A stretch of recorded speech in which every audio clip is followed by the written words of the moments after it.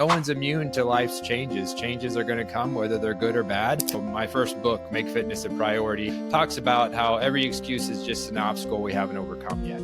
Anyone that's listening, if you think that 21 days is all you need and you're going to go on autopilot after that, you're probably going to fall off track on day 24. There's a lot of people that gain muscle all the time, or then they feel great throughout the day and they don't have as much protein in their diet. So what you do for fitness has to fit in your life. Hello everyone, welcome to another episode of In the Making. And yes, I am sick, but we still have to run the show. Here in the Making is where we uncover life-changing stories and wisdom to help you grow and thrive. Today we are joined by Chad Austin, a fitness expert and author who's helped countless individuals break free from the inconsistency roller coaster and make fitness a long-term priority. Chad believes in turning people into what he calls Fitness Fisherman, teaching them how to keep fitness a priority even when life throws its biggest challenges at them. His insights on health, balance, and adapting to life changes will change the way you think about fitness forever. So let's dive in, and Chad is here with me. Chad, welcome to In the Making. Oh, I'm honored to be here. Thanks for having me on the show. I'm so excited. Fitness is something where I have had my ups and downs, and I guess in everybody's life, it's something that either people prioritize or they just don't. Fitness seems to be the first thing we sacrifice when life gets tough. I have been sick, and I'll be honest, I have not been exercising. So, why do you think that is? And how do you shift our mindset to prioritize it no matter what? Yeah, well, I'll tell you, just for anyone listening that can relate to what you just said, everybody struggles with fitness. Trainers are not excluded. I've become a really good teacher and coach because I've struggled myself. It fits with it. I've been doing this for over 20 years now, and I can tell you, as I've evolved as a trainer, just from whether it be starting out knowing that most people come to you with short-term motivation, so you're helping them reach their short-term goals, and then you evolve and want to help people get longer success, so it becomes about helping people find something that sticks, and then you realize eventually that everybody falls off track from time to time, and it really comes down to us adapting to life's changes. And so I think that's the biggest problem why people get stuck in the inconsistency roller coaster, where they just have a tough time having fitness be a mainstay in their life, and it just kind of comes in and out of their lives in spurts. It's just because no one's immune to life's changes. Changes are going to come whether they're good or bad. Fitness always kind of tends to be the saying that we wait till later. We're going to put it off because we don't think we can now. And so my job and how I've just become my strength is just helping people figure out how fitness fits in their life after it changes. That is so well said, Chad. And I have realized over years that, fitness doesn't need to be extreme. It can be a constant, steady reminder that we are capable of taking care of ourselves no matter what. And I've realized that my parents are big time into fitness. My dad is turning 75, my mom is turning 70, and I've not seen anybody more committed than them. Rain or shine, vacation, no vacation, they will figure out their 1 hour, 15 minutes of exercising. And it's unbelievable, but I have not got it from them. I feel that we don't have to wait to get older and our blood reports speak to ourselves, that we need to change something in our life. You talk about being a donut slayer. What's the philosophy behind balancing enjoyment with discipline, especially in today's diet culture driven world? Yeah, well, it's awesome that your parents are doing so well. They have clearly understand why fitness is important to them. And so I think that's always a really important thing that people need to know. Our definition of fitness, as far as another way to say that, is what fitness means to us in the moment, like why fitness is important to us right now. That changes over time. The curveballs, the donuts. So I use the term donut slayer. And it kind of goes along with the no matter what mentality, where you're overcoming your excuses. So my first book, Make Fitness a Priority, How to Win the Fight Against Your Excuses, it just talks about how every excuse is just an obstacle we haven't overcome yet. And so when you start a fitness program, especially as we get older, we always know certain obstacles that we can expect. because our history tells us so we can prepare for those obstacles, right? But there's always going to be curveballs that we cannot expect. And so those curveballs, those are what I call the donuts. I call them donuts because in my mind, donuts are both the worst and best thing on the planet. They're my favorite food for sure. And they always have been, those baked goods, but they can also be something that can just derail me if I'm not in a good headspace as far as like my meal plan goes. Donuts are the obstacles that you cannot see coming and you can't plan for. And so here's some examples of what donuts would be. You plan on getting up and doing a run, saying in the morning, you have your clothes ready, your running shoes ready, you set your alarm, you get up, you get dressed, you open the door, and it's pouring outside. And so you have a choice. You can go run in the rain. But if you don't want to do that, maybe you can do something else. But you have to kind of pivot, right? Your plans changed. Right. Another one could be the sick kid donut. This happens a lot. So it could be you're at work and you plan on going to work out in your lunch break or going to work right after work, and you get a call from the school and your kid is sick. Now you're working from home the rest of the day. So that just destroyed your plans. How are you still going to do it? So that's what being a donut slayer is. It's basically taking plan A no longer works. How do you pivot to plan B? How are you still going to get done what you said you were going to do? And so there's always a way. You can always find a reason to not do it. I almost felt like you were literally talking to me directly. I live in Seattle and it rains 7 months, and that can definitely be very demotivating to go out and do anything.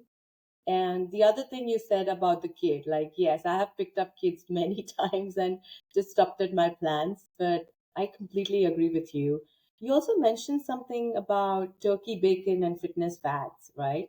What are some of the most common myths that hold people back from real results? One of the biggest myths when you're trying to get fitness to be a long-term part of your life that's permanent is the phrase I'm sure you've heard before that it only takes 21 days to build a habit. Yes, yes. Yeah, so that is a myth. I will tell you, anyone that's listening, if you think that 21 days is all you need and you're going to go on autopilot after that, you're probably going to fall off track on day 24. But it takes actually much longer than that to be consistent. But here's the bigger problem with that phrase. That phrase, it only takes 21 days to build a habit. I don't know who made it or who coined it first, but I think they are probably catering towards our impatience, right? Because we want results so fast. 21 days feels like an eternity, even though it's not very long at all.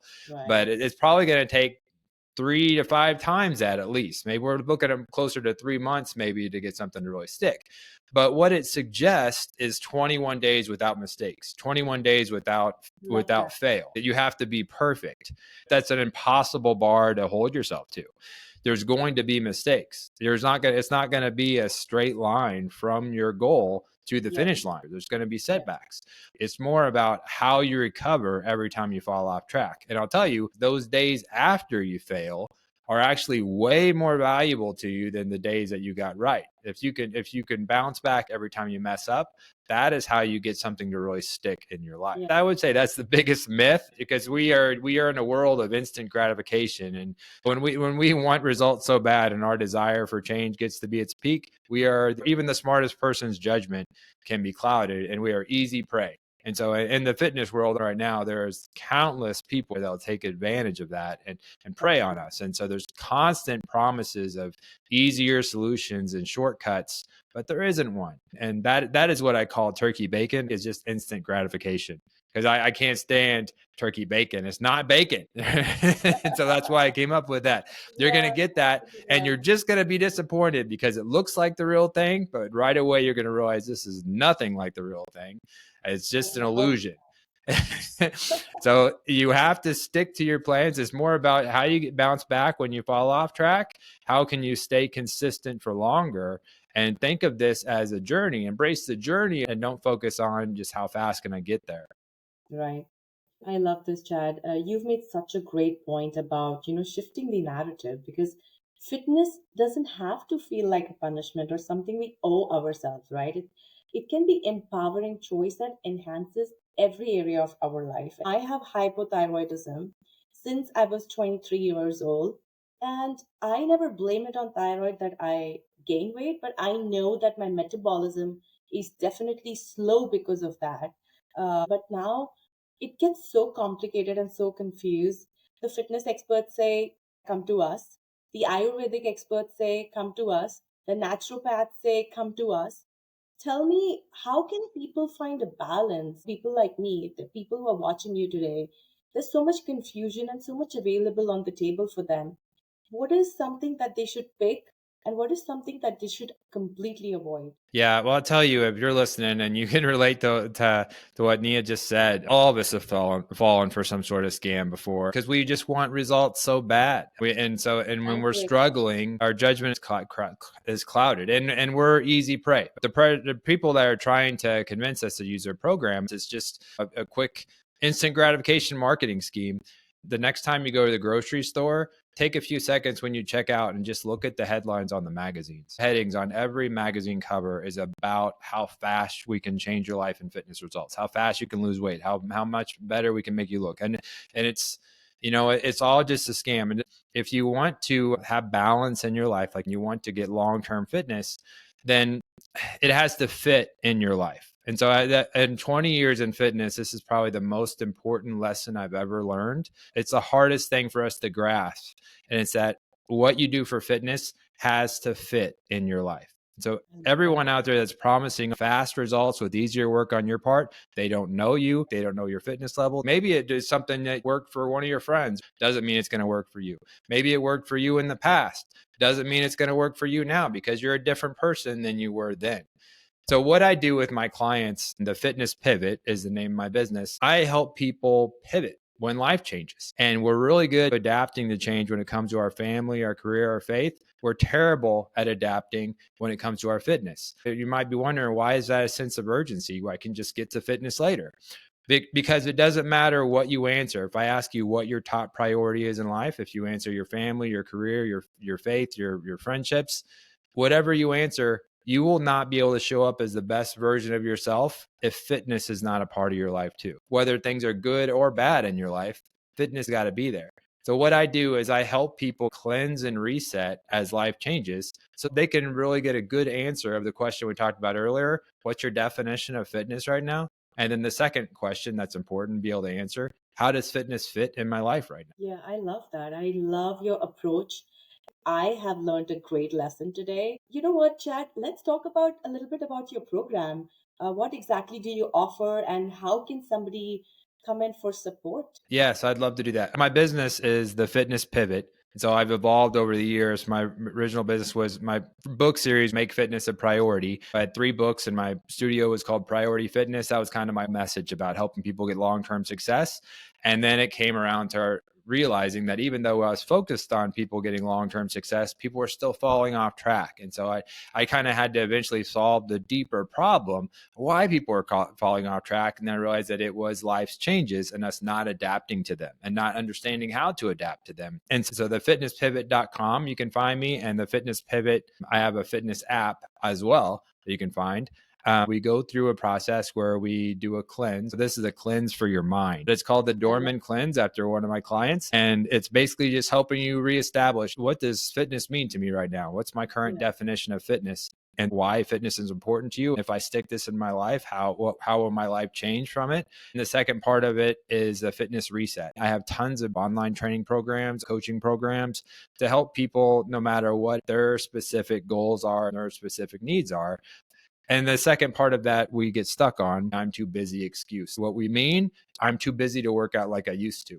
Doing anything less is almost like not doing enough. So it's not even worth trying. It'd be something we are ashamed of. But you have to take that way of thinking and throw it out the window. Just because you're doing less does not make it less of a priority. The only thing it means is it fits differently in your life right now. And it all comes in cycles. There may become a time in the future where you have more time and you can do more. The reason every time we do the cleanse and reset, my clients will answer some of those questions differently. There's no wrong answer. It's just they have to be honest with themselves or where they're starting from. Keep fitness a priority in your life and show up as the best version of yourself. You've just nailed this so well. Our body is our most priceless possession, and we need to take care of it.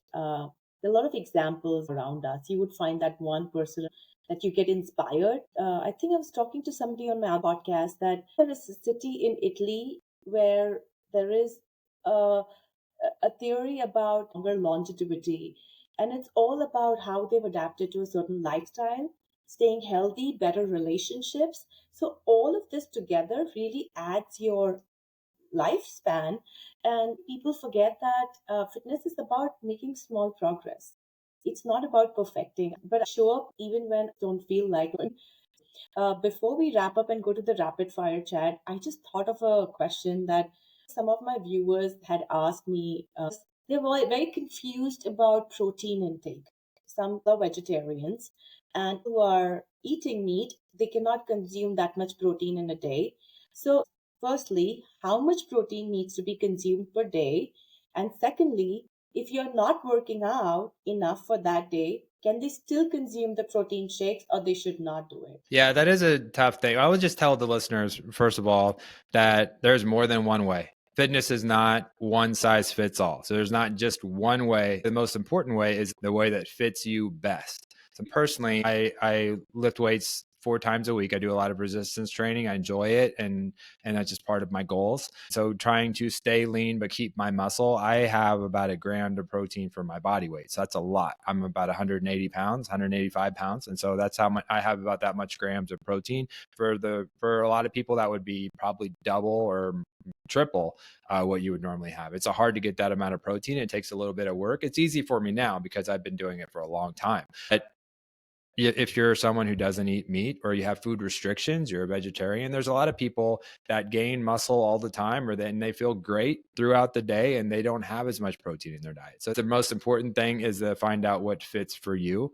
There's a lot of vegetarian and vegan bodybuilders out there and athletes that get their protein from plant sources, and so they probably have less protein, I'm sure, than I do, but they still get enough that they thrive on it. And so don't get confused, but find a way that works for you.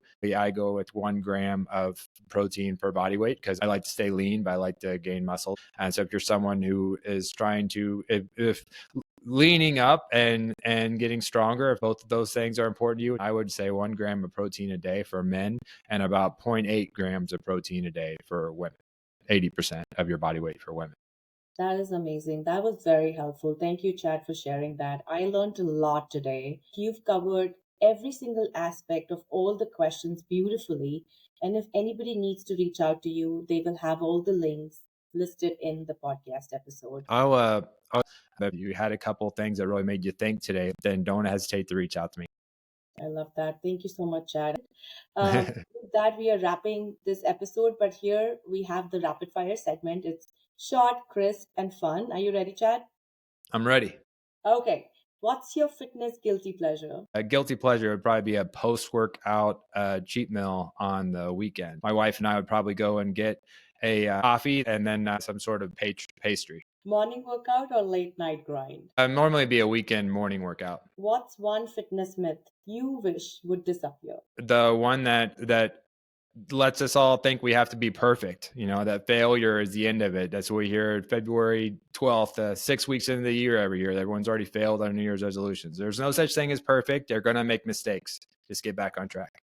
I have a fitness myth. Don't wait for January 1st. Yeah, that's a good one too. uh, Cardio or strength training for life? I love both of them, but I would always choose strength training first. But I'm definitely an avid runner. It's my form of meditation. Do you have a go-to motivational quote for tough days? That's what you do next that counts. So when my dad always said to me growing up, whenever I made a mistake, I could dwell on a mistake forever, but he would always say the most important thing is what you do next. It's what you do next that counts. Oh my God, that was so well said. And the last one and the funny one. Pizza or no pizza? Pizza. Oh, thank you so much, Chad. Your perspective on fitness as lifelong commitment, even during hardest times, is so inspiring. You've shown us that fitness isn't about perfection, but it's about persistence, balance, and finding what works for you. I know our listeners today will walk away with incredible actionable steps to break the cycle of inconsistency and make fitness a number one priority. And like Chad said, we have all the information in the podcast episode. So look for that. We are also on Spotify and Apple, and all the links are there. And with that, we're going to wrap up the episode. And thank you, Chad, so much for coming to the show. My pleasure. Thanks for having me.